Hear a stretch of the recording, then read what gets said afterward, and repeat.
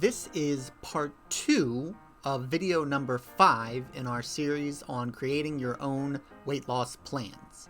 In this video, we're going to look at some examples of making adjustments to your plan when you have a challenge, or if you don't like your plan, if you're not happy, and especially if you're not losing weight. We're going to look at some different ways to make changes and get to a point where you're seeing better results, or overall you're happier with what's going on.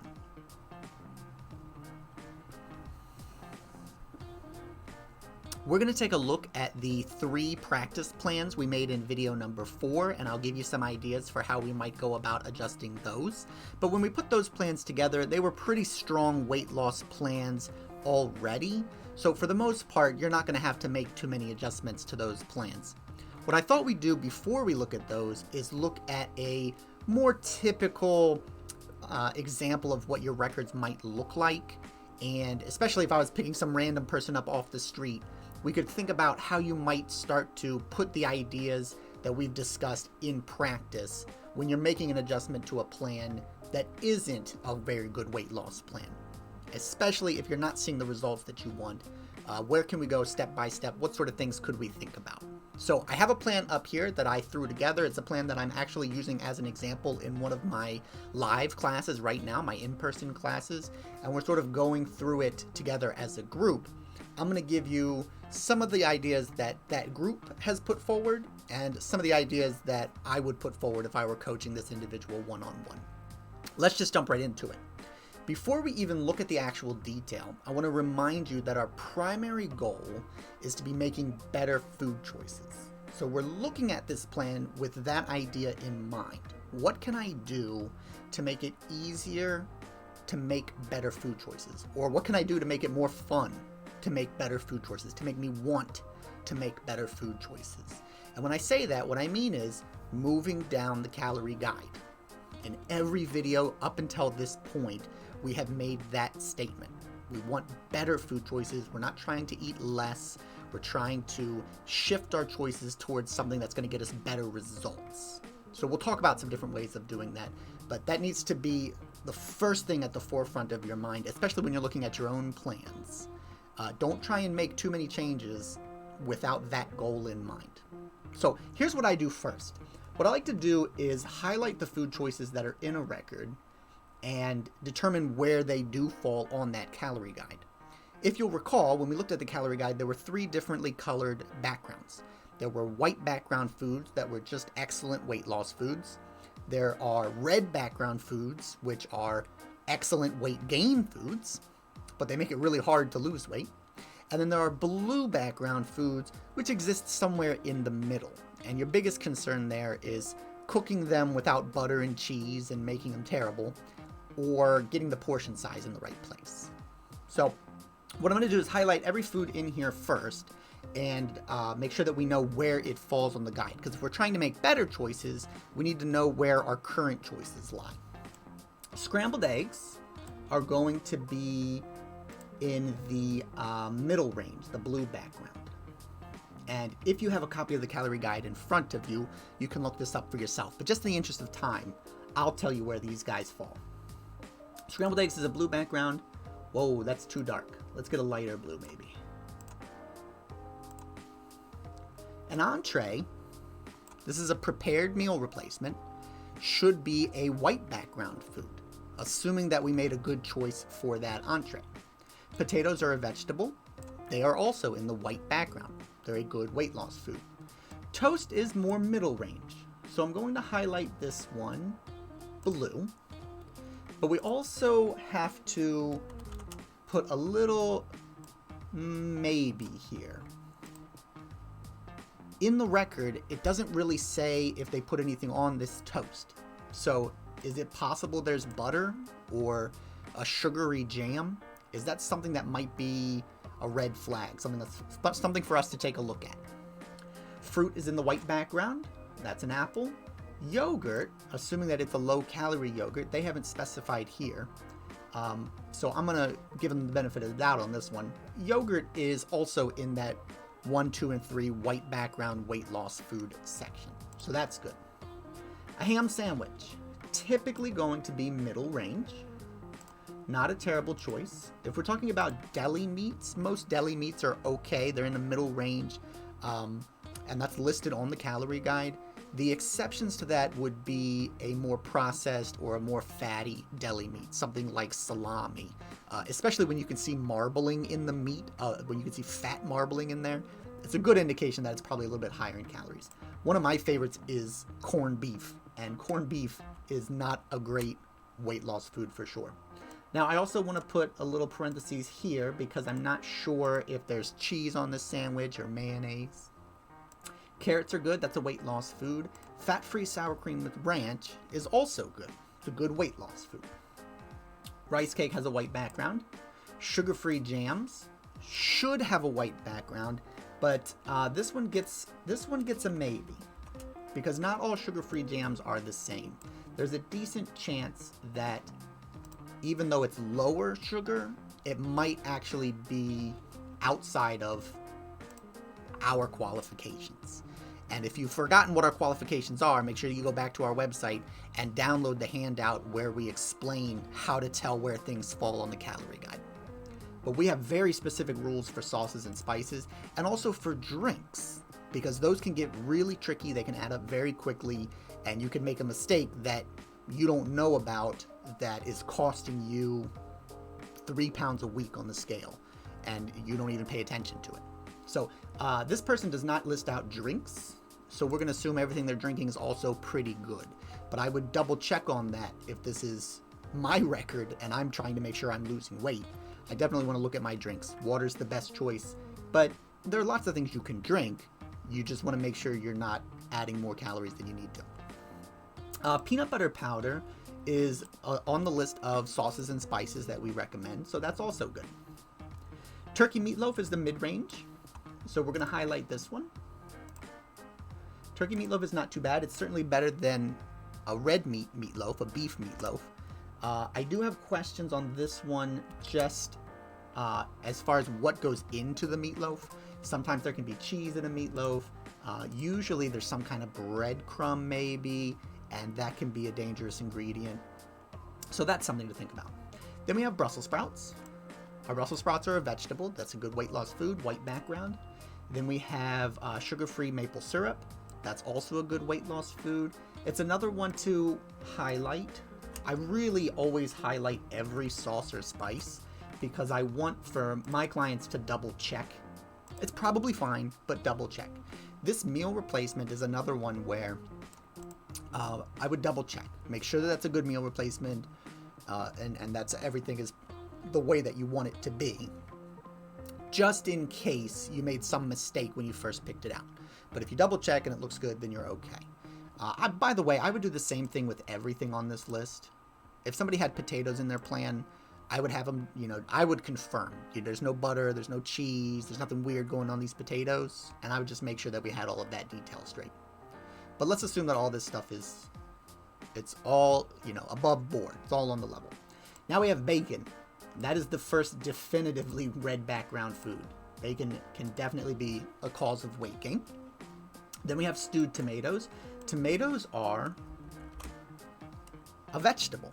So by default, or you can define them as a fruit if you want to, but by default, they're good. They're weight loss foods.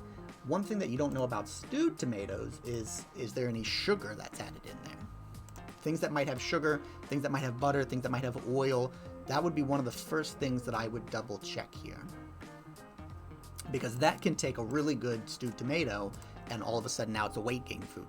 It's a lot like when you have a salad, which is a great weight gain food. If you put a high-fat dressing on it, or if you put cheese into the salad, or fried chicken strips into the salad, that really good weight loss food just became a really good weight gain food, and it feels healthier, but it's actually going to cause you some trouble in the long term.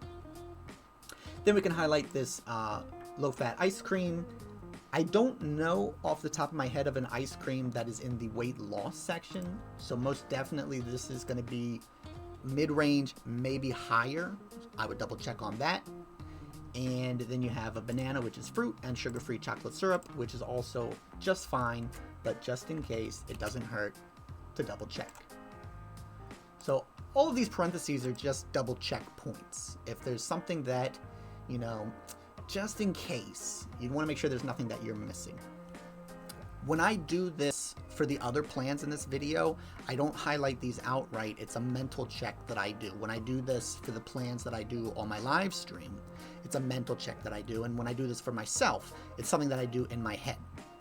If you were doing this for yourself, especially if you're early on in the process, I would actively highlight these things, because you need to make sure you get in the practice of identifying the troublesome foods correctly. You need to make sure there's no mistake that might be slowing you down, and you need to make sure that you're seeing every potential source of frustration. I'll phrase it that way. Anything that might slow you down, anything that might give you trouble, it's worth considering. Now, once I've highlighted this, everything on the plan is up for grabs. Nothing here is sacred. I will change anything that's here if it's going to get me a better result. And I urge you to take that same perspective. I have had people that just really love, you know, scrambled eggs, and they'll say, please don't take my scrambled eggs for breakfast. I'll change everything else. It can be the last thing that we look at, but you have to be willing to look at it. You have to be willing to experiment with it. I know you like having that ice cream late at night, but that could be the easiest thing to change for you, and it could be the thing that is going to give you the best chance of succeeding. So keep that sort of open perspective. I'm highlighting certain things that are going to be more worrisome to me, but everything is up for grabs. Now, even though everything is up for grabs, I want to look at the things that are red first. The reason for that is because they have the biggest impact. One bite of a red food could be 100 calories, whereas for an apple, a whole apple is less than 100 calories. Even an apple on the bigger side is less than 100 calories. Even a whole cup of yogurt is less than 100 calories. Whereas just one strip of bacon could be that 100 calories. It just makes so much bigger impact. A little bit of butter on this toast could be more calories than this whole snack put together. That's why you want to look at those foods first. But then you're going to look at the next level down, and so on and so forth. So you're going to look at everything, but start with the things that are highest up on the guide, because those give you the biggest impact if you can find a good substitution. Now, that said, I want to remind you what we mentioned in the video before this. Our main goal is to move further down the calorie diet, that away. To do that, we're looking for substitutions. We're going to take foods that are on this plan, and we're going to swap them for something else that's lower on the guide. Or we're going to take foods that are on this plan, and we're going to portion size them by having something else that's lower on the guide. And hopefully when I give a couple of examples, that will make more sense. But from there, we outlined 5 different tools that we can look at. We talked about variety, which is just the idea of doing new things, trying different things that we haven't tried before. We talked about higher numbers, which is the idea of pushing more of the things we're already doing. I'm already eating carrots. Maybe if I ate more carrots, it would have some kind of benefit. I'm already eating ice cream. Maybe if I had more ice cream, it might have some kind of benefit. I'm already doing exercise. If I did more exercise, it might have some sort of benefit. We talked about looking at volume, which is just being more efficient, finding foods that are lower on the guide that just give us better results, or finding physical activities that give us an easier way of burning the calories that we need to burn for that day, finding ways to make the record keeping more effective, or to get more accountability out of our interactions with our support. So we talked about volume, which is just getting that efficiency, getting the most bang for our buck. Then we talked about timing, changing the times that we do certain things.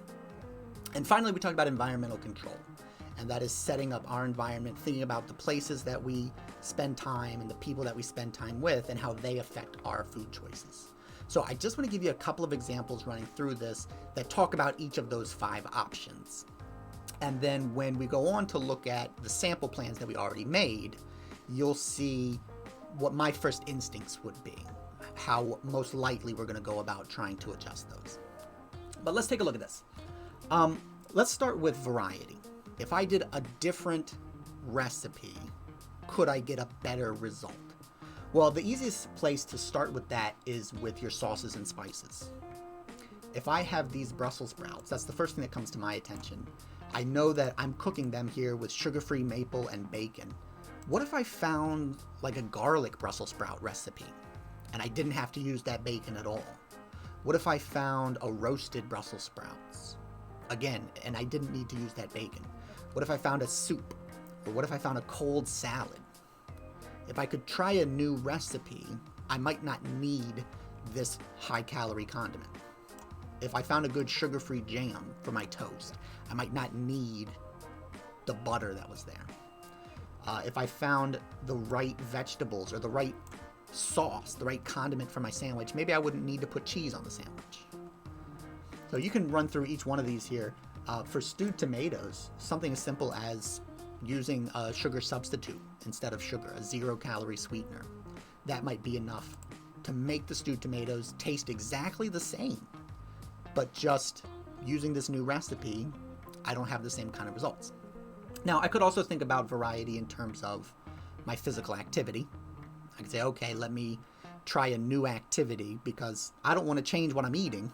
So I'm going to look to try and increase the calories I'm burning. Let me try a new activity that might help me squeeze some activity in during my day and balance these things out without having to give up my bacon. I certainly do a lot of plans like that for people who really get attached to a certain aspect of their plan. I would also look at variety in terms of the entrees. They have a prepared breakfast entree here that is sausage, and this one I know has gravy in it. Maybe there's another entree that's out there that's just better. It's lower calories. Maybe it's another entree that does eggs. Maybe there's an entree that does eggs and sausage together in the entree, and so I don't need to add the scrambled eggs here. I can save myself all these calories and just not use that ingredient at all because it's already in the entree. Maybe there's a different flavor of entree that would give me a better result, or maybe it's just an entree that's lower in calories. Maybe it's also just another sausage entree that's just a little bit better. I would absolutely look at variety from that context. You could also look at variety in the vegetables here. Say, all right, well, what if I did spinach and peppers and onions instead of potatoes as my side dish? These are all options, but again, just sort of keep in mind, switching from potatoes to spinach will save you a couple calories. Getting the butter off your toast will save way more calories, and you don't have to give up your potatoes at all. Getting rid of this bacon is going to make a much bigger difference. So I would start there. I would look for different recipes. I would look for different condiments, those sort of things. If somewhere in here you're having an issue, maybe we've been talking about the bacon for weeks. We keep coming back and I keep talking to this person saying, you got to stop eating bacon. It's not just here, it's showing up every day in all sorts of different recipes. You got a problem with bacon. Maybe what we might want to change is some method of their accountability. Maybe we want to try a different way of doing record keeping. Maybe we want to try a different support that would give them more accountability. There are sometimes when I work with people one-on-one where just me talking with them doesn't give them as much accountability as they need. So I have them then join a class or then join some sort of support group. Now they're talking with other people that are going through the same process and they can share these ideas. They get more recipes to help them replace the bacon. They also get more accountability because they know they're going to this support group. They want to do well that week. They want their friends in the group to see them succeeding. They want to be a good example. So there's a little bit more peer pressure in those cases. I know one of the things that works really well for me is having a friend do it with me. So if I decide I'm trying to replace my bacon and I'm trying some new recipes, I'll talk to my wife and say, hey, can we come up with a couple recipes together and we'll both try them? Or I'll talk to one of the folks that I coach and say, hey, I'm kind of working on this bacon project. Do you want to do this bacon project with me? And I can get more accountability that way. I can get more support that way.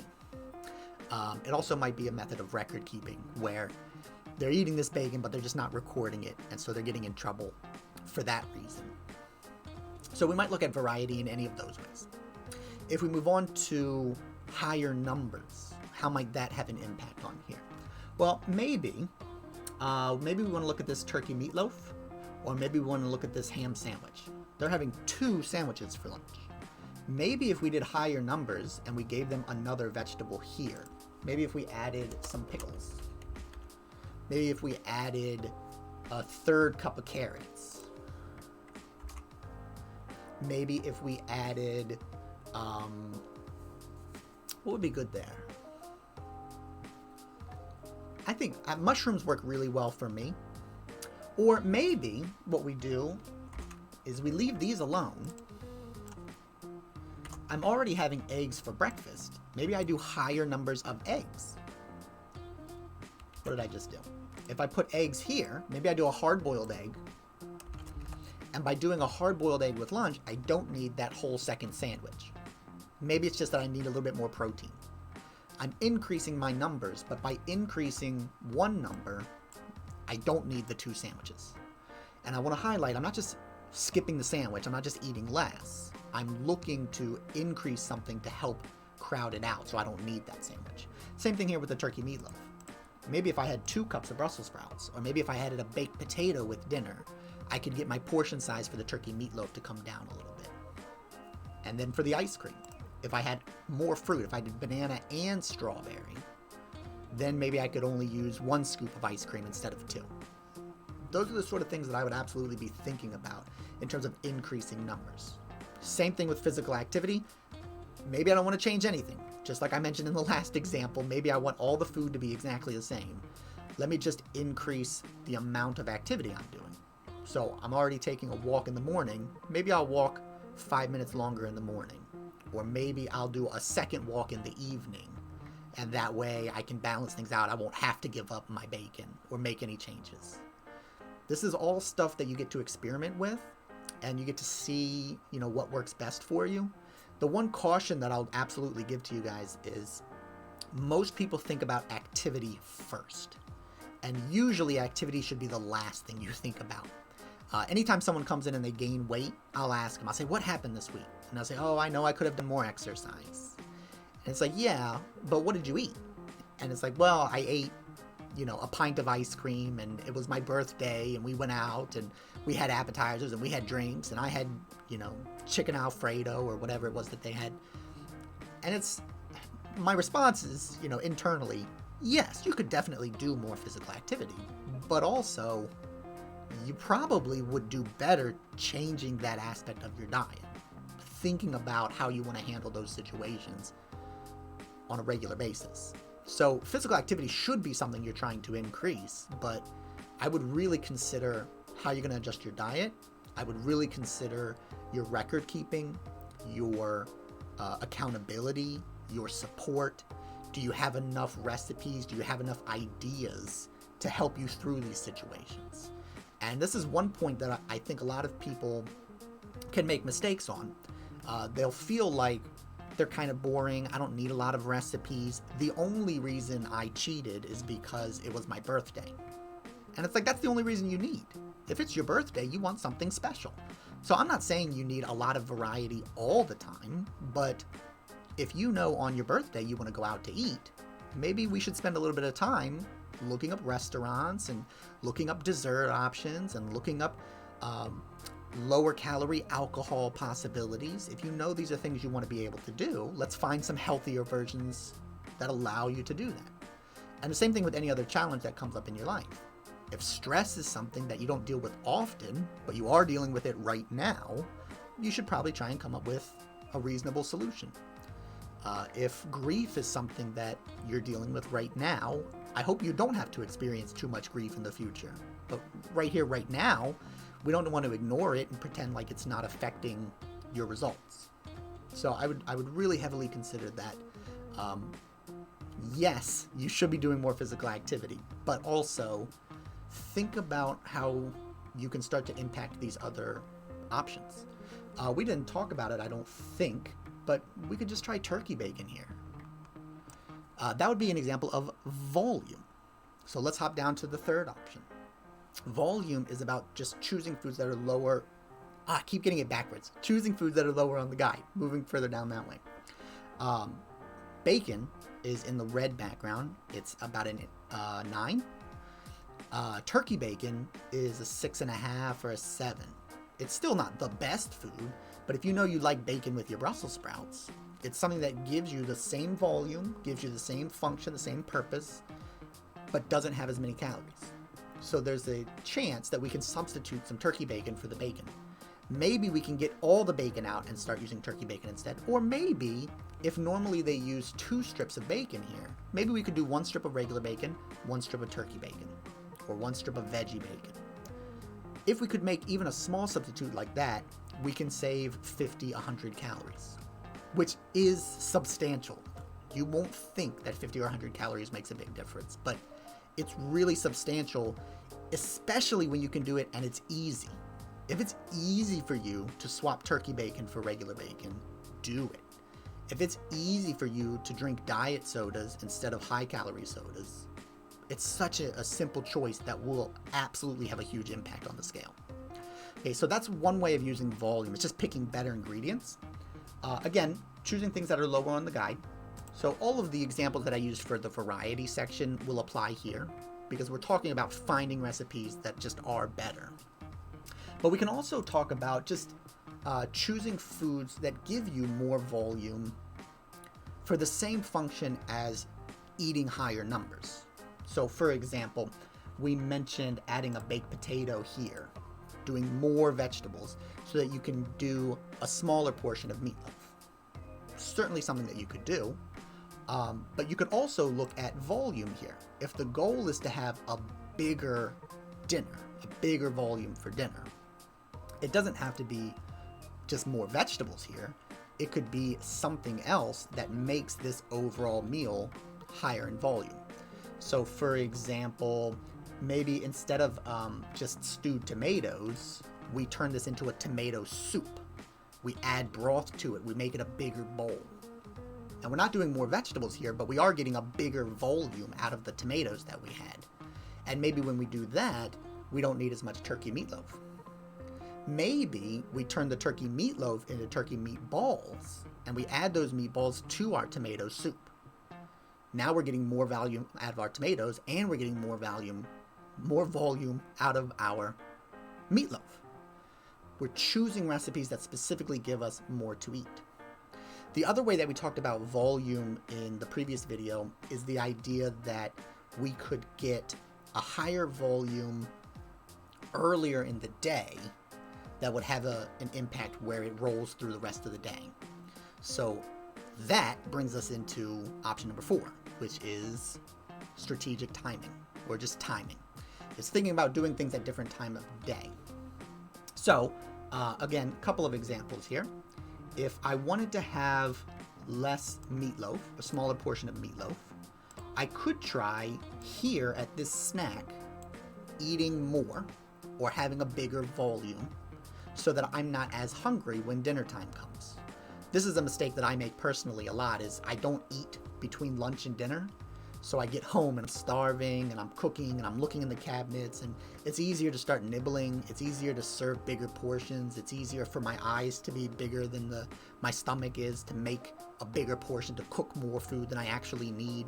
And it's hard to control my portion size in those instances. So maybe one of the things that I do is I start having 2 rice cakes here. Again, it looks like I'm eating more food, but what I'm doing is changing my timing up. If I did 2 snacks before dinner, then I won't be as hungry when dinner rolls around. Changing the timing like that can have a big impact.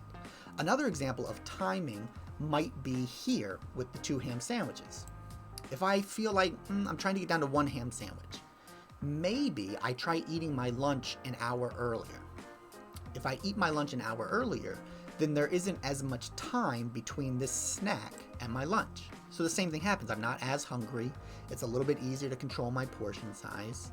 I can be a little bit smarter about the decisions I make. Timing, all timing. I could also use the timing for my physical activity to help with this 2 ham sandwich. For example, maybe I start doing a 5-minute walk at the end of my lunch break.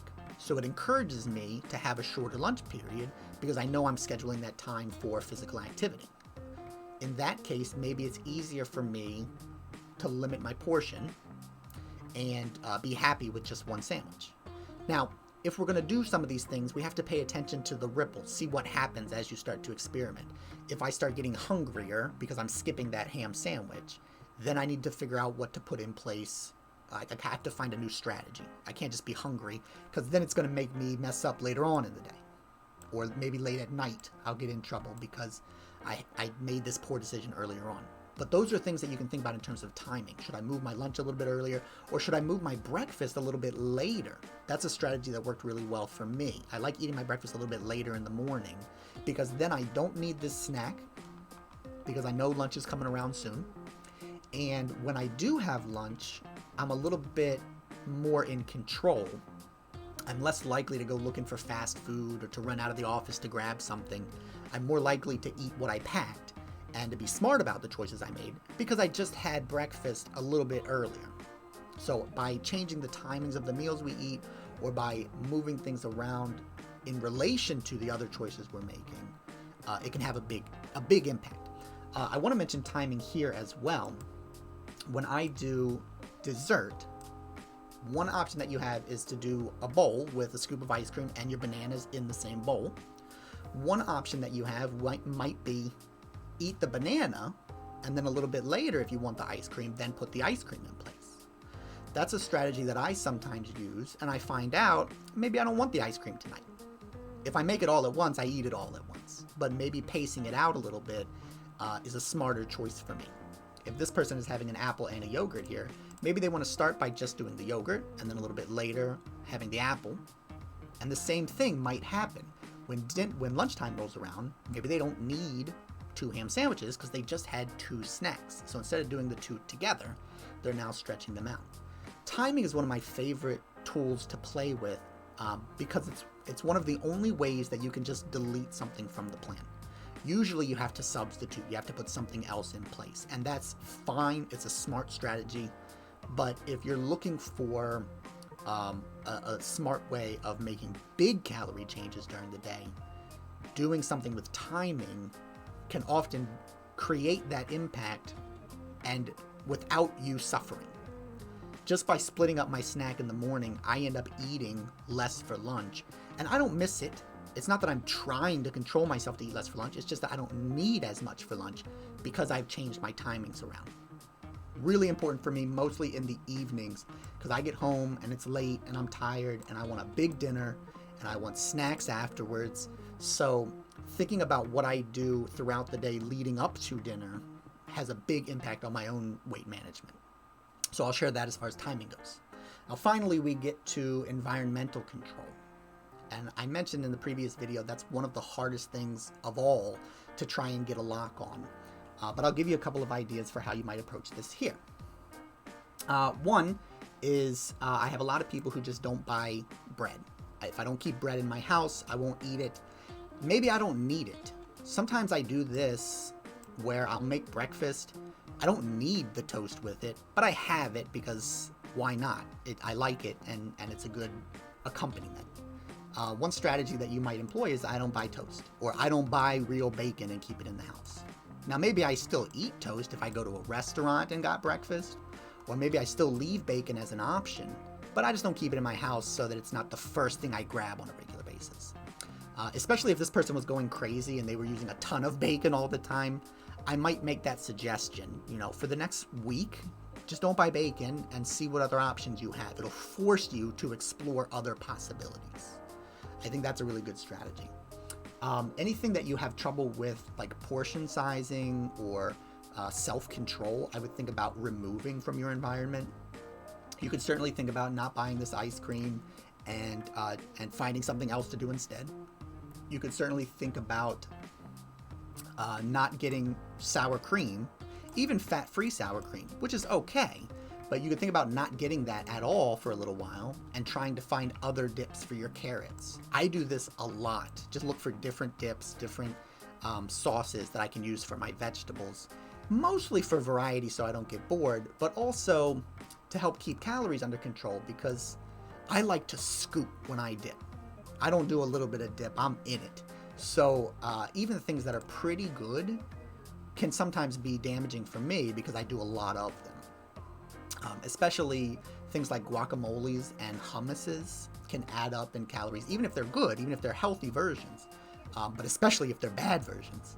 They can add up very fast because you're taking big scoops out of them. So I might think just not keep these things around. If this is maybe at work, maybe this is something that I have at work. So that's something to think about. The next thing that you think about in terms of environmental control is what you put in place. So not just what do you remove, but what do you put in place? I know that this is a tough time for me, or actually even before we do that, we mentioned maybe I don't want to buy the ice cream. That's an option. But what if I live with other people at home and they like to have ice cream around, so I can't just get rid of the ice cream? If I'm trying to eat less ice cream, then I need to put in place a suitable substitute. Now, this person in this plan is not using meal replacements. So what I might have them do is start doing some shakes. And let's see if we can make some shakes that taste like milkshakes for them. Maybe we can get some sugar-free chocolate syrup. Maybe we can find some caramel flavoring. Maybe we can find some malted, if they like the malted milkshakes. Maybe we can really lean into desserts and try and push these in that direction. And then they can have a shake and control their calories that way. They're not sacrificing. They're not just skipping out on the ice cream. They're still getting their sweet in the evening, but they're doing it through that avenue.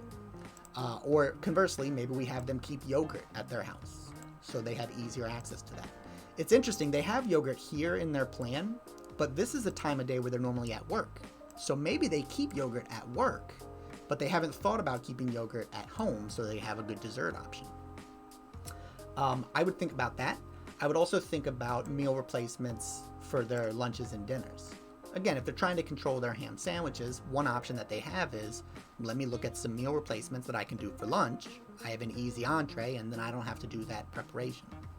I would think about these points where they have fruits and vegetables. Maybe we want to get some canned fruits and vegetables so they can keep those on hand so that they don't get bored of what they're currently eating, or so that they have other convenient options.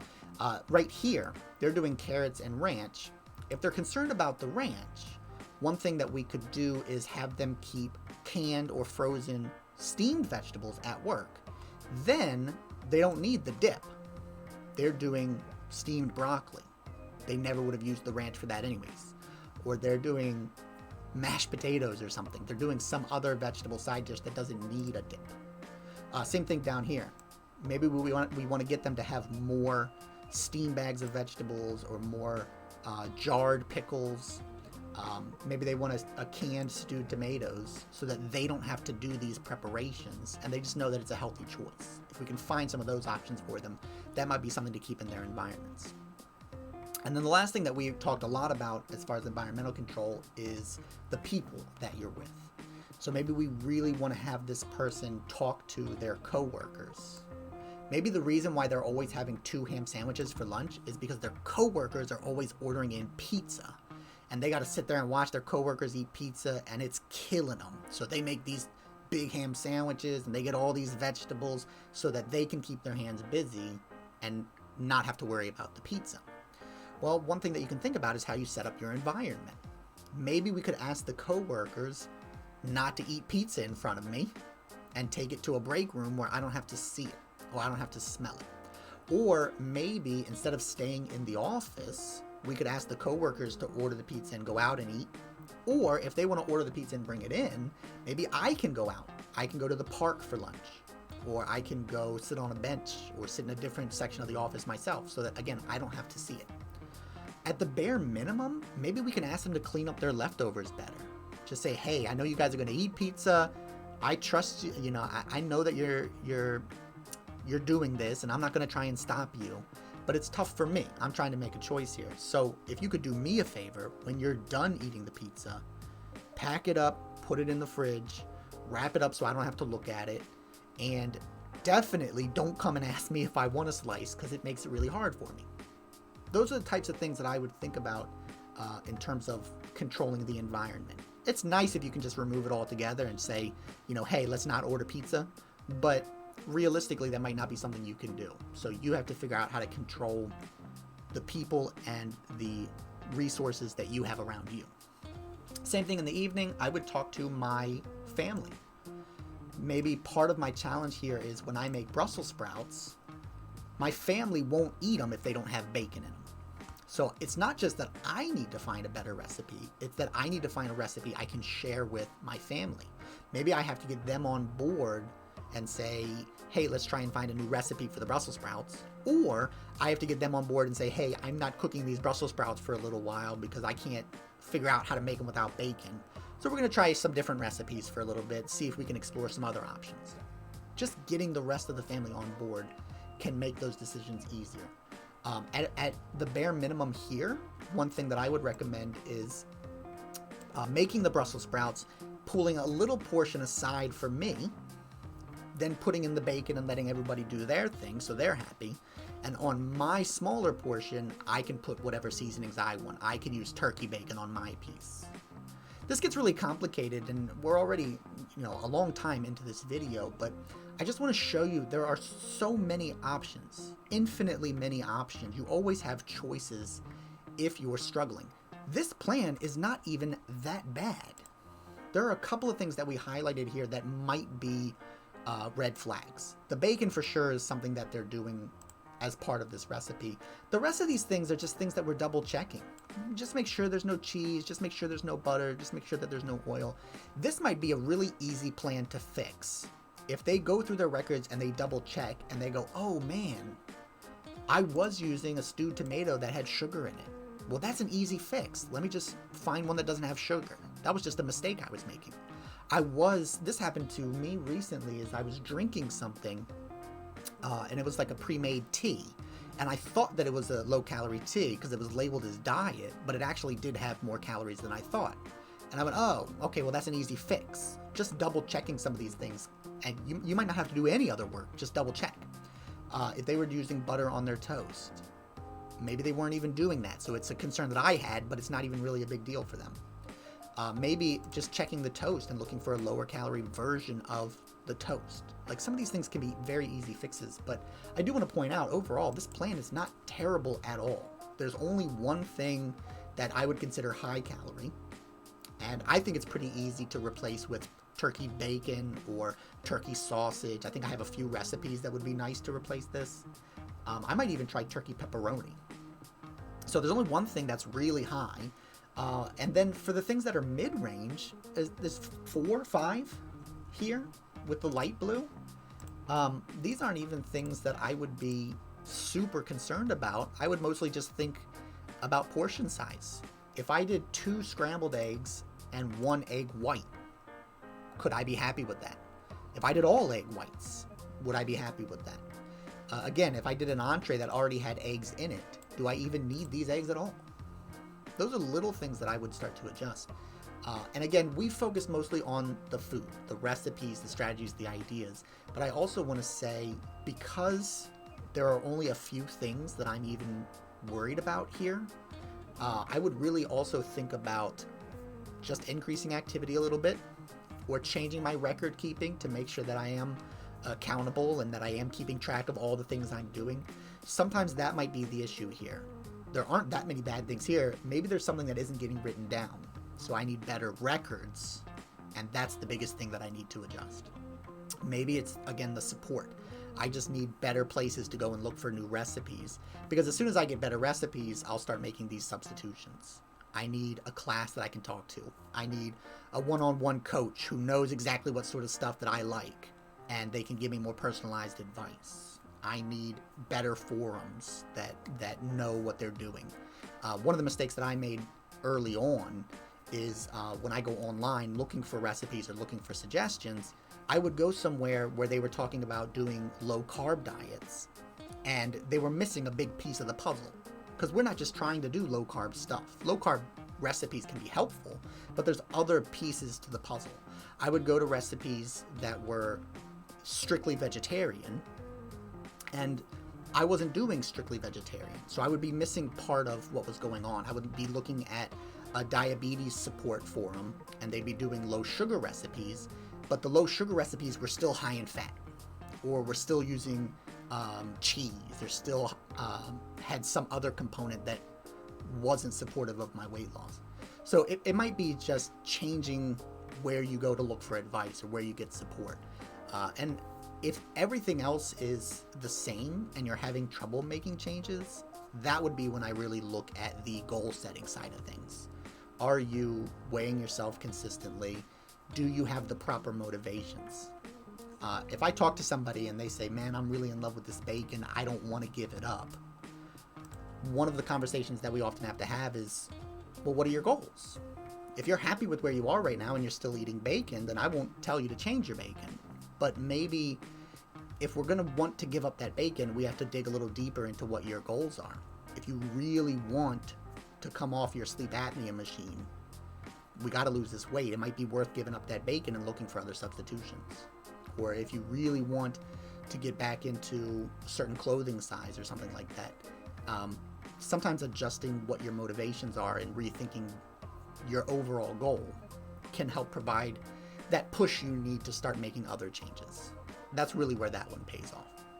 So I won't go any more into this plan, but I just want you to know we've barely scratched the surface. These are all just ideas that get infinitely deeper and more fun and more interesting and more complicated as time goes on. But of course, if your primary concern is weight loss, just keep that in mind. We're trying to move further down the guide, and I would start at the top of the guide. If you find something that is in the red background, think about that first. I do this sort of stuff pretty automatically now, as I've been coaching as long as I have. So when I show you the examples that I've already recorded, looking at the plans we made in video 4, I don't mention all of this stuff out loud, but it's exactly what I'm doing. Just filtering through their plan, thinking about what sort of choices they made, and how I might start to go about making those adjustments. I hope that this example has helped you get the framework, though, so those other examples make a little bit more sense. When I watched them back after I recorded them, I thought that they didn't really fully explore all the options that we had. So hopefully this is a little bit more interesting for you and helps make it a little bit more tangible. Right now, let's go ahead and check out those other examples that we've already recorded, though. This was the first plan that we made in that video. We had a person who was going to have 5 fruits and vegetables, 3 meal replacement shakes, 2 meal replacement entrees. They were aiming to burn 2,000 calories per week. They had 50 pounds they wanted to lose, and they were tracking that by weighing in person on a scale on Fridays. They kept paper records of what they ate. They wrote down their food and their physical activity. And then they were supposed to attend a weight loss support group. And in that group, that's where they got their accountability, and that's where they had an opportunity to ask questions. And they went to that group every week. Now, keep in mind that if we're going to assume here that this person is gaining weight, they're already unhappy. We're past step 1. In step 2, we were asking, is this person following their plan 100%? If they're not following their plan 100%, that would be the first thing that we might want to address. But let's assume that they are following their plan 100%. And they're meeting all these checkpoints, but they're still not losing weight. If this is one of my clients, I would guess the reason why they're still not losing weight is because they're eating something else. It might be something that they're drinking. It might be something that they're doing for physical activity. Or sorry, not physical activity. It might be their sauces and spices. So maybe they're eating these vegetables, but they're dipping them in mayonnaise. And you may think that that's a silly thing, but I do see it all the time, that it's just the wrong salad dressing or the wrong, like olive oil. I see that quite a bit. Olive oil can be something that gets you in trouble. So I would look at drinks, I would look at sauces and spices, but then I would also consider, is this person having a cheeseburger? Are they putting in a cheat day here in addition to everything else they're doing? But let's talk about it. Let's talk about it. They have this rule for sauces and spices, so let's assume that they're following this rule correctly. And let's assume that they're not eating any other grocery store foods.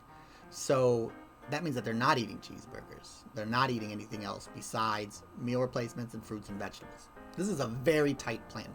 So I said when I very first put this plan together, it's hard not to lose weight here because there's very little control that you have to put on here. I do think that the first question I would ask is, are they following it 100%?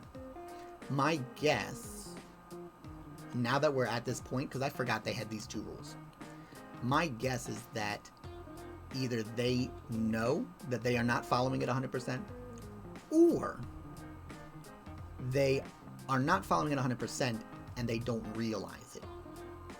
Like I said, maybe there's a sauce or a spice that they're doing which is against these rules and they don't recognize it.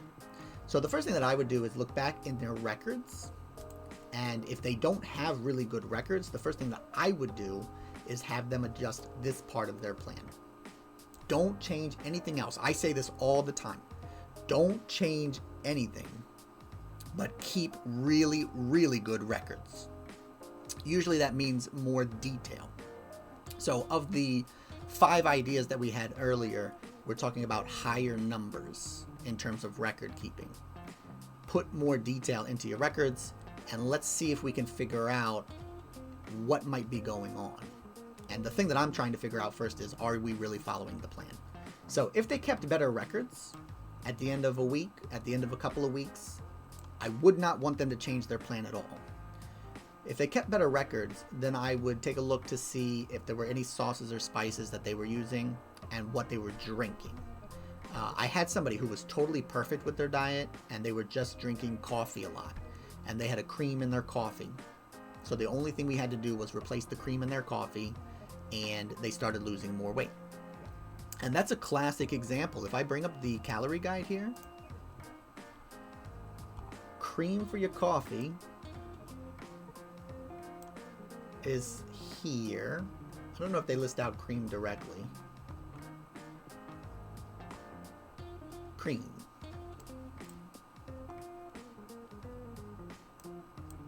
Although it's interesting, they list light cream, but I don't see like heavy cream. Cream is pretty high on the chart here.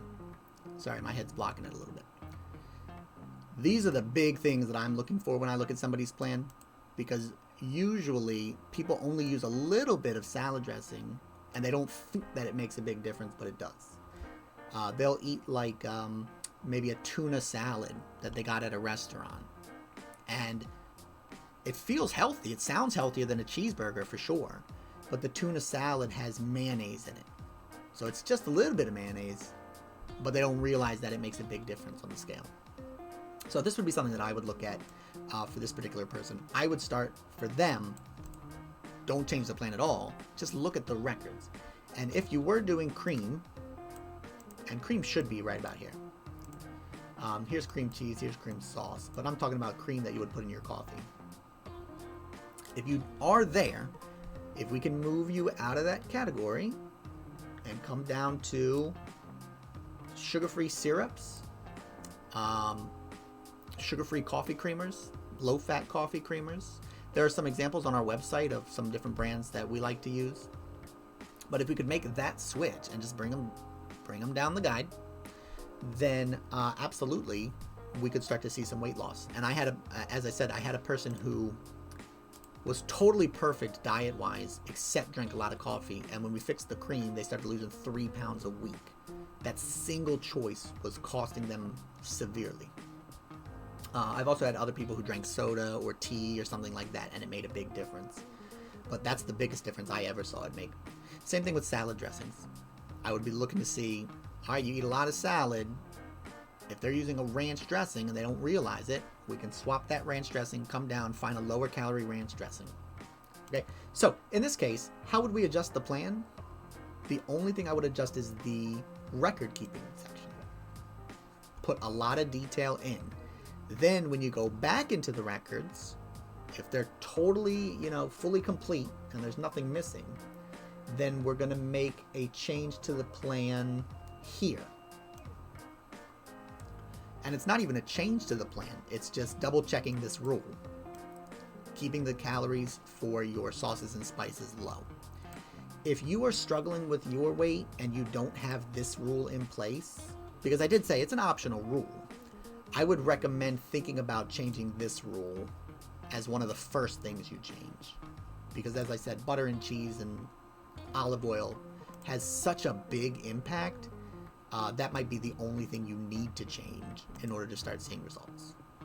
Now, when you get down to actually making the meal plan and seeing what they're going to eat for the day here, you're going to probably need to think about variety. You're going to think about what recipes they're going to need in order to replace that ranch. If you don't like fat-free ranch, you might have to try a different brand, or you might have to try a different salad dressing altogether. Or you might decide, while you're trying to figure out a new dressing, you're just not going to eat salads, you're going to do a different vegetable for the time being. All of that stuff becomes a little bit flexible, and it's interesting. Stuff to play with. But that might be the only change that I would make to this plan initially. Let's say that they're following this rule, their records are really good. Everything is above board, they're doing everything that they claim that they're supposed to be doing. What would I do next? I would do two things. I would do higher numbers, which is to say I would increase the physical activity, maybe to 2,500. Or if you wanted to start smaller, go 2,100. Just understand, if you make a bigger change, you'll see a bigger result. So I'd try and get them up to 25. And in addition to that, I'd try and increase these numbers as well. I'd try and get them to do 6 fruits and vegetables. I'd change their plan so they were having 4 shakes a day. And probably I would leave it at that. Eventually, I might try and increase their entrees too, but that depends on the person. If this is a generic person, then I would leave their entrees alone for now. But if I know it's the type of person that likes big meals, or if they're like me, where they're really into cheeseburgers, or they're really into pizza, they like more of those savory temptations, I think that I would have them increase entrees. That's what I do a lot. In fact, I almost always have 3 entrees in a day. I do 1 for lunch and 2 for dinner because I want a big dinner. So that might be something that I increase as well. After that, I would look at volume. But truthfully, the first thing I would do is increase the numbers. And the reason I would do that is because I want to make sure first that we're absolutely pushing out any kinds of temptations or cheats, anything that might be causing trouble. Sometimes people are struggling and they don't give me all the information. They're not totally honest with me. Sometimes people genuinely forgot that they ate fried chicken this week, as hard as that is to believe. I come up against circumstances like that. So the first thing that I'd like to do is just crowd it out. Just really punch these numbers up, increase the physical activity, and just say, all right, let's make sure there's nothing in here that could be slowing us down. And then at that point, I might talk about volume. But I wouldn't do that until I first made sure that they were on track with everything else in their plan. When we talk about volume, I would look at volume in these categories. So for the shakes, I would talk about different ways of preparing your shakes. HMR is really good about this. It's the company that does the meal replacements that we make. There's a way to make a shake as a pudding, and a pudding is very small. If you wanted to make it a little bit bigger, you could make a shake as like a chocolate milk, or you could make it as a hot chocolate.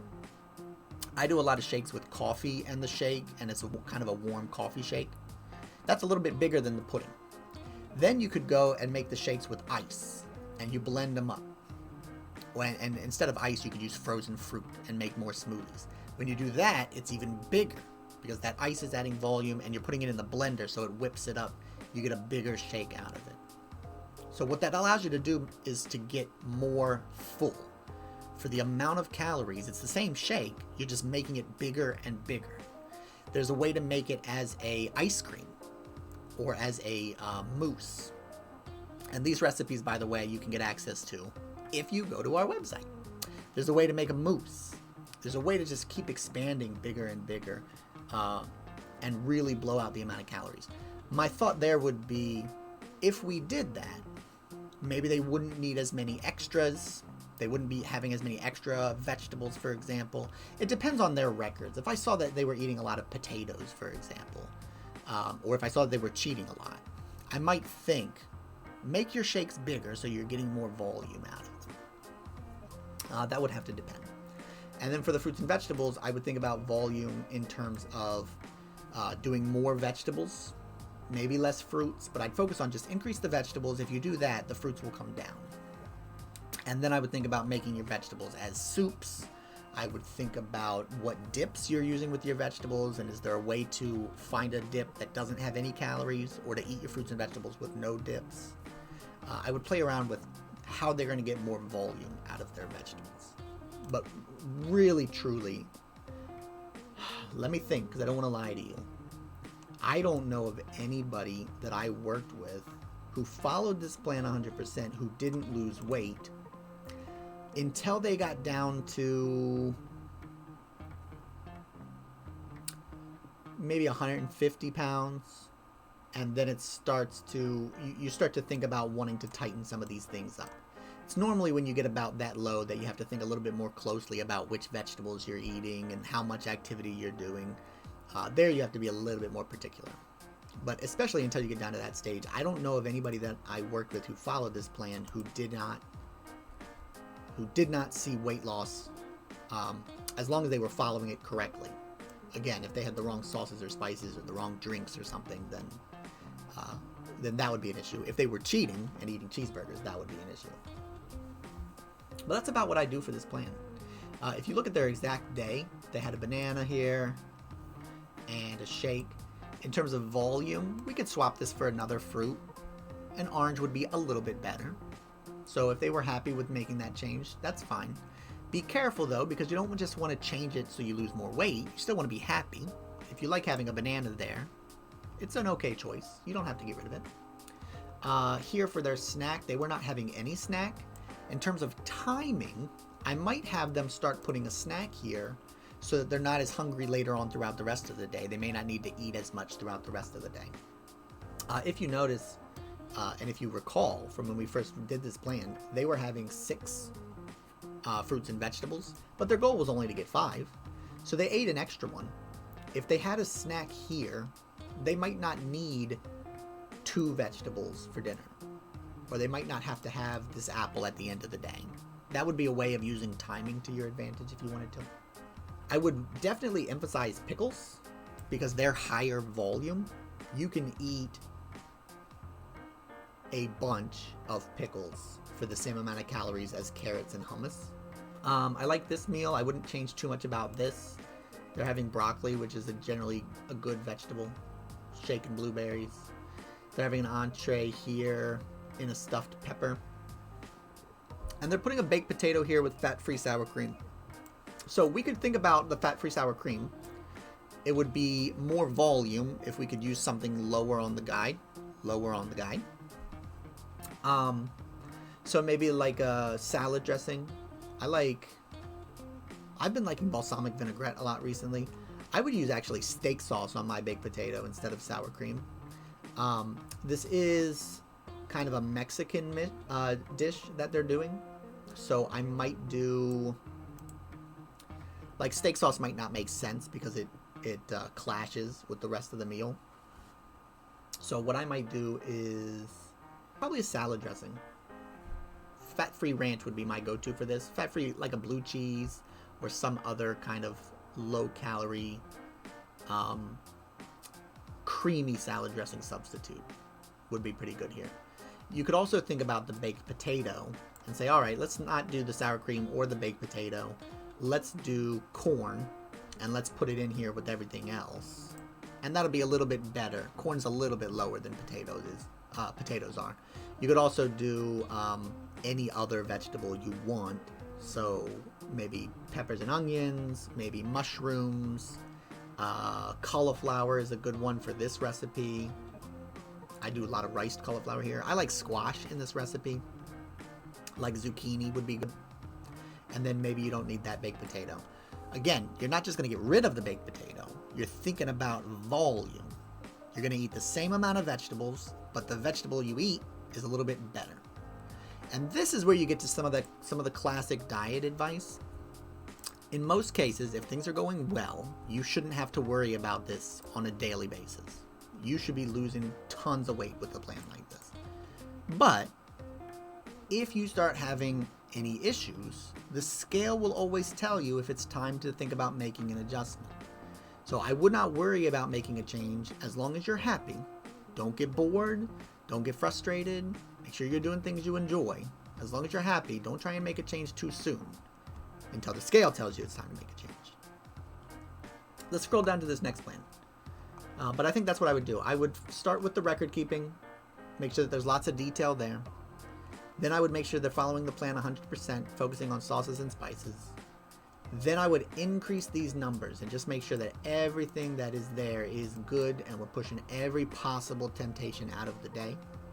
And only then would I think about swapping some of their higher calorie options for things with more volume. All right, here's plan number 2. Now this was, I remember, a softer plan. By softer, I mean it wasn't as strict. They were going to have just 2 fruits and vegetables every day. That's all they wanted to promise. And 2 entrees. So basically, they weren't cooking lunch, they weren't cooking dinner. They had an entree for lunch and an entree for dinner. Those meals were planned out for them.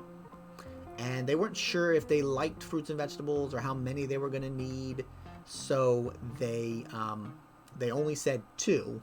But as we put together the plan, we realized that they're probably going to end up needing more or they're going to get in trouble. If this was somebody's plan and they were getting in trouble, I would probably run through the same steps. I would say, first of all, are you keeping really good records? Put more detail into the records. This person is putting their records in their phone.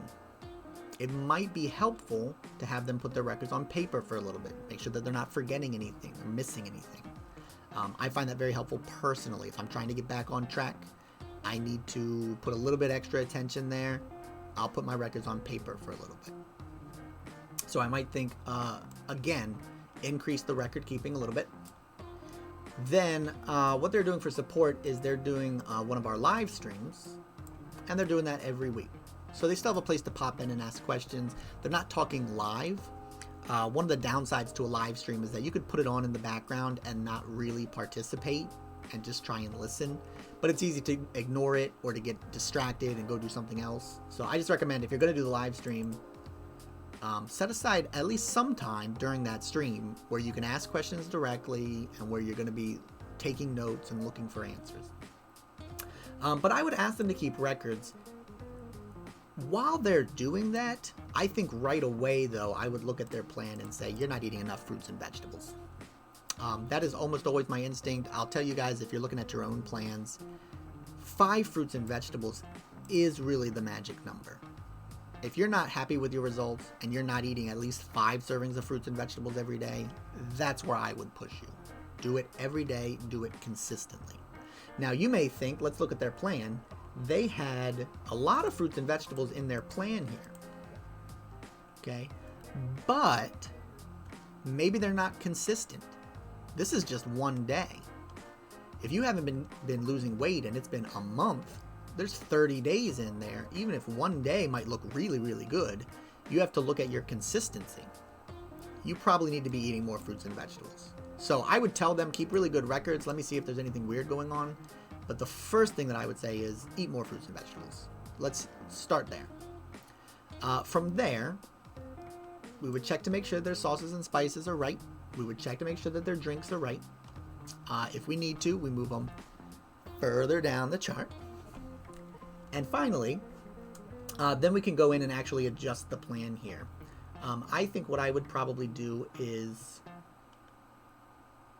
leave the physical activity alone. This is pretty good physical activity. I would zero in on the diet. I would think about increasing the fruits and vegetables a bunch. Definitely I would get it to 5. I might push this person even farther than that because I would suggest that they would do more shakes. Shakes are really good at putting an underlying, like a baseline to your day. They make sure that you're not hungry. They make sure that you're not going to have any sweet cravings. You do not have to use them. If you decide you're not going to use them, that's okay. But they play a very big role for the people who do use them. I would recommend getting some shakes in here. If this person fought me on the shakes, said, no, I don't want to use any meal replacement shakes, that's their right. In that case, I would say, okay, you need to have a lot more fruits and vegetables then. I would pump them up probably to 8, maybe 10. If you're not going to use any meal replacements at all, your fruit and vegetable numbers are going to be higher. And if they did fight me on this, I might also add in here some kind of secondary meal replacement goal. And we talked about this a little bit. I don't do this often, but we talked about this a little bit throughout this series of videos, that you do have the option of looking at other meal replacements. So you might look at something like canned tuna. You might look at something like a packaged chicken breasts or something like that.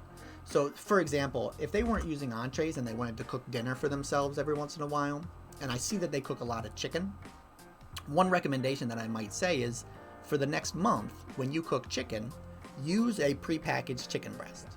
Don't buy loose chicken breasts. Don't measure them out yourself or chop them. Use a prepackaged chicken breast. And that would be a way of putting in a goal using meal replacements that would allow them to not have to do as much work. I know the chicken's measured. I can feel safe and happy about it. They can feel safe and happy about it. They can focus their attention on everything else they're doing. So that might be a way of approaching this too. But I think for this person, it's clear that they're trying not to do a lot of meal replacements. I would recommend them, but if they fought me on it, I would say lots of fruits and vegetables then. So I would pump this number up. Looking at their day,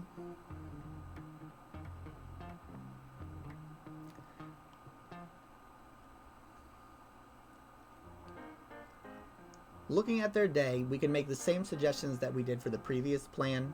We could try and use higher volume fruits and vegetables. That's fine. But I don't think that's what we need to go for. I think we need to go for more fruits and vegetables. Not different fruits and vegetables, just more. So I would definitely have them put this snack in place. And then I would have them look at this part of the day. I might also have them look in their snacks. But I would have them look between meals, because they're eating meal replacements for lunch. They're eating an entree for dinner. Those things are kind of okay. Those are taken care of. So if I had to guess, the reason why they might not be losing weight would be whatever they're eating during these time slots. I would want them eating their fruits and vegetables during those time slots then. If not, I would have them look at what they are eating during this time slot and then find suitable substitutions. So if this person is getting into ice cream a lot, I would have them look at low-calorie ice cream options. I would have them look at yogurt. We actually just did a plan this week on the live stream using yogurt to make your own frozen yogurt at home, and then to do different flavors and to mix it up and have fun with it. I would have them look at using yogurt. I would have them look at using yogurt and fruit together. And there might even be a sugar-free gelatin and yogurt and fruit all going in at once. I'd have to look at this time slot, but if there were a lot of snacks that were showing up down here, that would be my instinct. I would also talk about timing in the sense that we could add an extra snack right here. So if the end of the day is where a lot of their problems are showing up, or where they feel like their higher calorie things are, or where they're having trouble with portion size, this is where I would put more stuff. Maybe have 2 snacks. Little snack after dinner, little snack a couple hours after that. If you stay up late, shoot, might be another snack, right? Nothing's stopping you from keeping some flexibility there and having as many snacks as you want. So I think you might do that, but I definitely consider higher numbers for everything. That would be my plan for this person. All right, let's scroll down to the last one that we made. They were already planning on having tons of fruits and vegetables. They were having a shake and having an entree. They had their physical activity pretty well locked down. They have a lot of weight to lose. That might be important. Then they're keeping their records in their phone. Again, I might recommend trying to keep it on paper or on their computer in some other place. It just might be helpful. They might see some kind of benefit, have more accountability, be able to put more detail. All the time when somebody shows me their records on their phone, it's just like, I ate 3 vegetables, but I don't know which ones they had, how they cooked them, where they were, and that person doesn't remember either. When I see them on paper, there's always detail there. So I might recommend, just for detail's sake, doing paper, but that's fine. For their support, they weren't getting any direct support. They had some YouTube channels that they watched, and they were going to look for recipes and things like that. That's what their goal was for support. If I have a question, I'll check it out online, which is a softer support. So my first instinct is to say you probably want more support. You probably want higher investment from your support. And my first instinct is not to increase fruits and vegetables. I have to look at what their days were looking like, but they're already doing a ton of fruits and vegetables. And if they want more, they can have more. But that's probably not where I want to put my attention. I want to put my attention here. Because if they're having one meal replacement entree, they're doing that for lunch, that means they're probably cooking their own dinner. And this is an example of one day, but keep in mind, it's not every single day. You can have one good day, but if you got to cook your dinner every single day and make it good, you're going to start to see a lot more challenges crop up. So this would be my central focus, probably.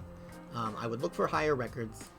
I would try and get them to get some more direct support. But these aren't always options.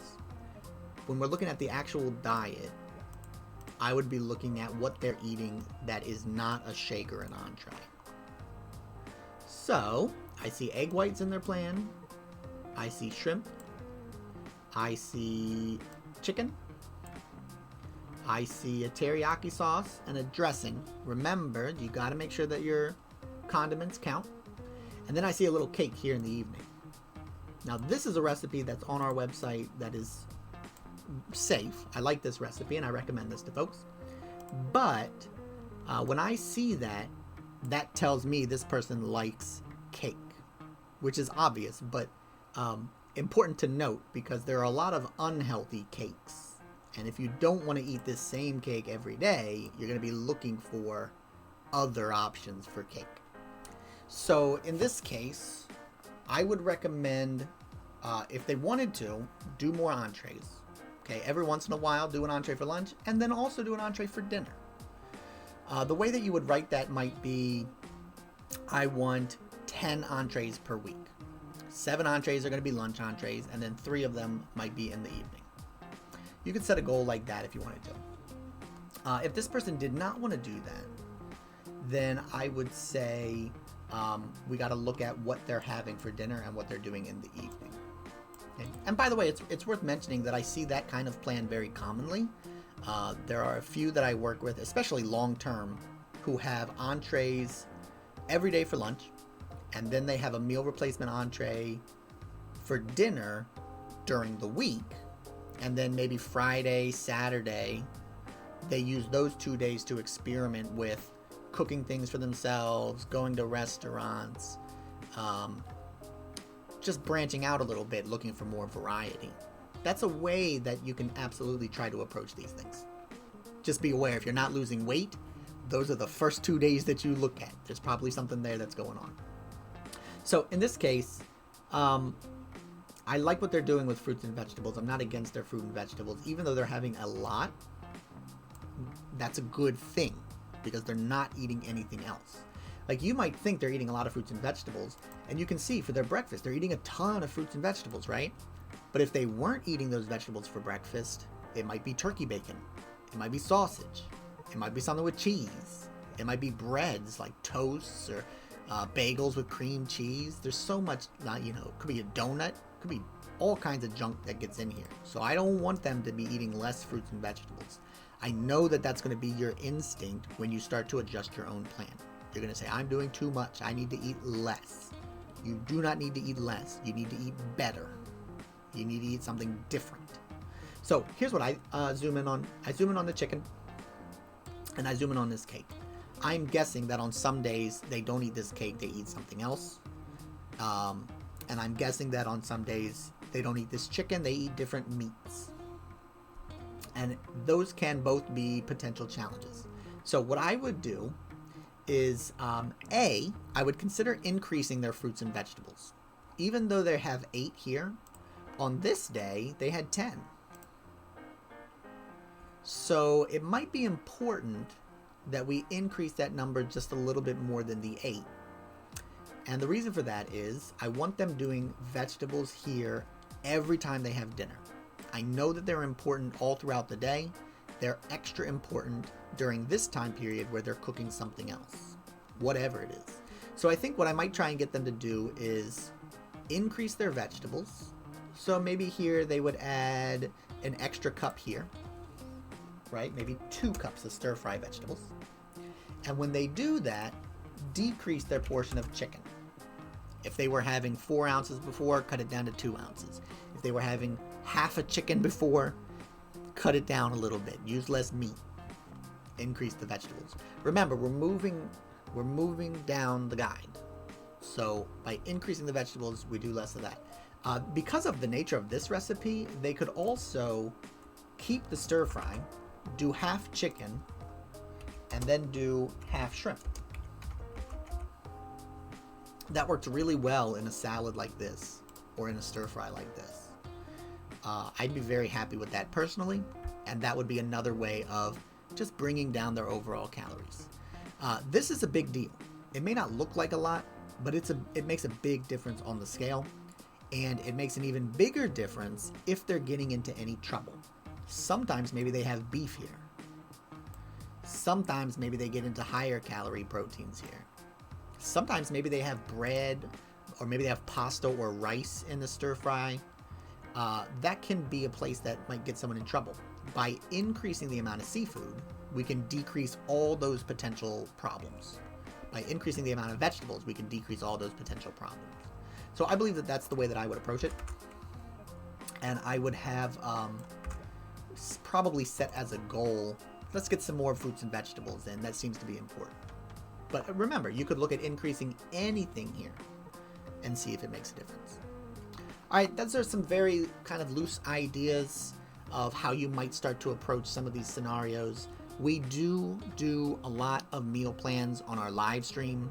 If you want to see what some potential custom plans should look like or would look like, if you want to ask questions about the meal plan making process, and if you want to ask questions about how we adjust plans for someone who's not losing weight, you'll get a lot of that advice on our website,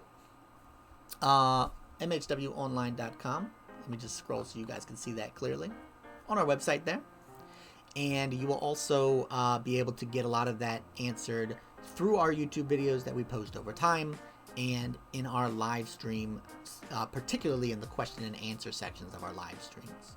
Now that we've looked at a few examples of how to adjust your plans, I want to summarize this whole series all at once. This is the last video in a 5-part series, and we have looked at, start to finish, pretty much everything you need to know to get into making your own weight loss plans. We took a look at the big picture and what you should be thinking about mentally as you're evaluating different diets and different exercise plans and trying to choose something for yourself.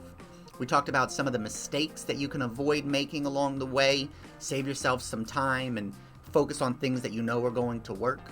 We looked at the big picture for how we judge foods without calorie counting, without having to track carbs, and to be able to do it in the long term for the rest of our lives.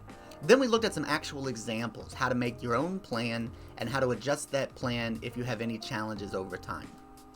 At this stage, the thing that I want to emphasize more than anything else is that these were examples, just examples. We're only scratching the surface. There are so many different ideas you're going to find for recipes that you can do, for strategies that you can use to handle different situations, for mentally coping and staying motivated and adjusting for grief and stress and exciting time periods in your life and happy time periods and vacations. There are so many, infinitely many ideas for how you go about approaching those things that are good. There are a lot of bad ideas for how you approach those things as well, but there are so many things that you can do that you can absolutely get away with and that will support you to get closer and closer to your goals. So I just want to make sure that you understand, now that we're at the end of this series, you don't have to do everything exactly the way that we've outlined it here. Stick to the core principles that we've outlined, but keep an open mind, be willing to experiment. If you are struggling, if there's something here that doesn't make sense, or if you've created a plan and there's something that you're unhappy with, sure, the weight loss, but if you're bored, if you're disappointed with the way that certain foods taste, if you're not sure how to handle different situations, particularly if you keep falling through a cycle of taking breaks or cheating or falling off track and having to restart, I really want to encourage you to figure out where you can get these other ideas from. There are infinitely many ideas. So many more than I could ever cover in a video series like this. So figure out that support system. We've talked about support from the context of motivation and accountability and kicking your butt and making sure you stay on track. But the main reason you need a support system is to get those ideas. All the things you never would have dreamed you could do, or you never would have known were out there if you didn't have somebody else to interact with. I do encourage you to check out our website, which is right there. I do hope that you feel comfortable reaching out to us if you want more support, if you want one-on-one coaching, or if you want to be a part of one of our groups. But beyond that, dig deeper online into the resources you have.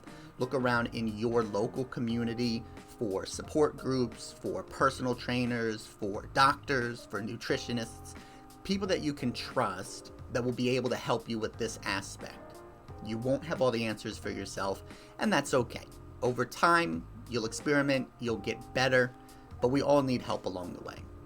So if there's nothing else you take away from this video, I hope that you remember that. Don't try and do it all on your own. Get the help where you need it.